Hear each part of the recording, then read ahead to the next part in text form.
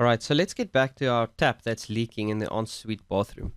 And now we want to actually send the contractor. So we have assigned a contractor to this maintenance ticket, but we have not yet sent him any instruction that he should know that he must actually go out and repair this issue.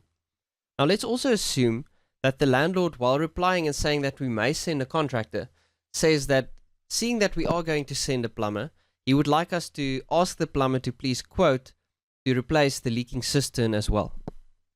Now, the first thing you want to do before compiling a job card is to make sure that you set up all the defects correctly.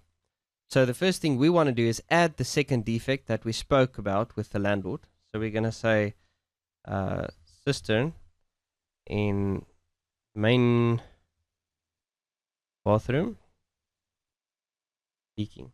And while we are on this defect, we might as well set the action. So the action for this one is going to be quote required to restore. And then for the other one, the tap that's leaking, we're not going to ask the contractor to quote. We're going to ask him to repair it while he goes out to the property, or as they would call it, a call out. So we're going to attend on a call out basis. Alright, so now we have set up the actions for each of the defects so that the contractor will know what he must do. Then we go to our contractor and ticket actions, and we've already selected the contractor we are going to use. So remember, you can only use one contractor per maintenance ticket.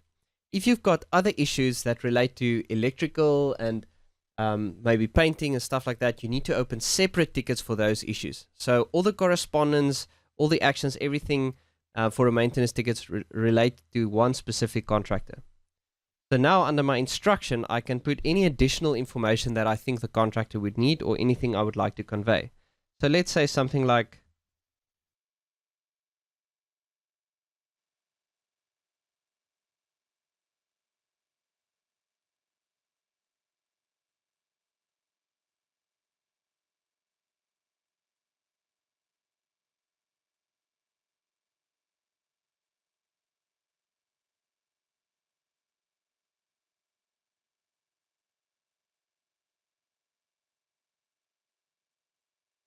alright, now I can click save. And then lastly, before I actually compile the job card, I can specify what details I want to include. So this refers to the tenant contact details, the landlord contact details, and you can even include signature lines for the tenant to sign off on work that the contractor does. The defaults for these are also adjustable on a company level. So if I go to my maintenance settings, you'll see that we've got our job card details here. So whenever I open a new ticket, the ticket will assume the positions that I've set on a company level, but obviously you can change them on the ticket level, just before you generate the job card. So let's say we want to include the tenant details, landlord details, as well as signature lines for the tenant in the job card. Alright, so now I'm ready to compile my job card, and to do that is as simple as clicking on the compile job card button here at the top. So you'll note then it compiles the job card and it numbers it as the maintenance ticket reference number -1.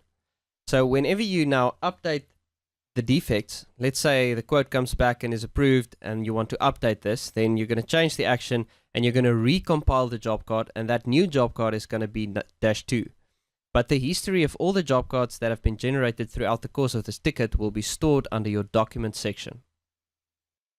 So now to review the job card, I simply click in it, and that will open the PDF for me so I can actually see what is going to be in the job card. Here we can see we've got the contractor details, the tenant and landlord details, all the property details, your special instruction, and then the list of defects, plus the action required for each and every defect. And then here at the bottom, we've got our signature lines. So let's say that in fact we don't want the signature lines or the landlord details included in the job card. Then all we need to do is switch off the landlord details and then switch off the signature lines, and then we just recompile our job card.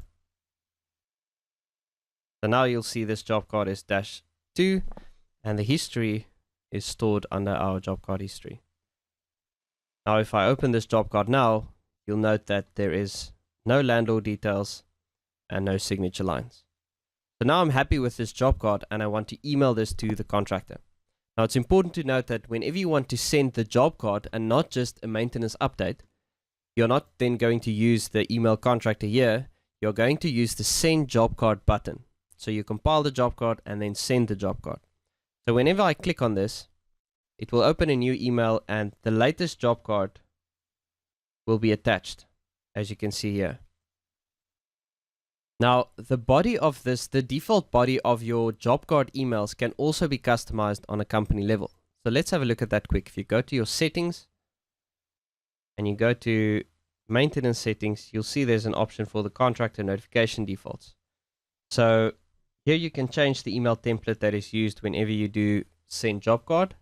And as you can see, it's got the contractor name. Please find the job card attached for your perusal. Let's take that out. And let's include the username and the trading name and the landline. And I'm going to save this. Close it. So now if I say send job card, you can see it's got the updated body text in there. And all you need to do is click send and close. And there we go. Now you also see that an SMS went out automatically. And that's because that switch that says notify contractor when job card is sent was on. That's also here under settings. Quickly go back to this. So we've got an option to say job card notice SMS. So if that is switched on, then whenever you email a job card to a contractor, he will also get an SMS that reads a new job card was sent to him. Please see email and action as soon as possible. Just so that they are notified that they should actually go and check their email for the latest job card.